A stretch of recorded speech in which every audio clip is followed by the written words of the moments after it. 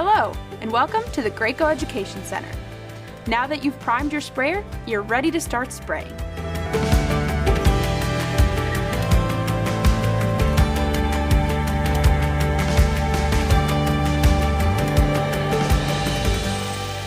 Pointing at a piece of scrap cardboard, pull the trigger completely to test the spray pattern. As you look at your pattern, you might need to adjust some things to get dialed in. Practice makes perfect.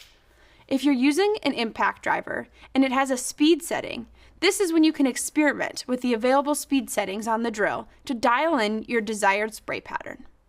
Remember that a drill driver offers slower speeds, giving you more control, and an impact driver is faster, allowing you to be more productive. You'll want to try and stay about 12 inches from the surface.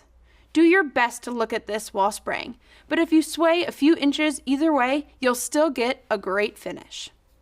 Always overlap each pass by approximately 50%.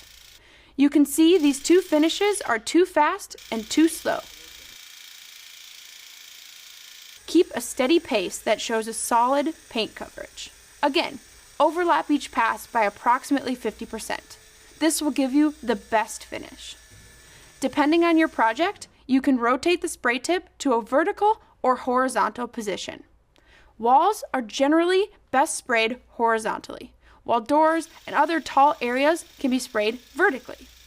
Ultimately, if you're getting good coverage and you're feeling comfortable, spray the way you prefer.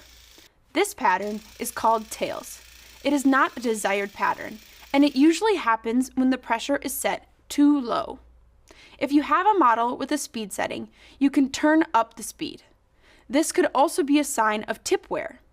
Paint wears tips over time, so if adjusting the pressure doesn't help, it might be time to replace the tip. Thanks for visiting the Graco Education Center. We're always here to help.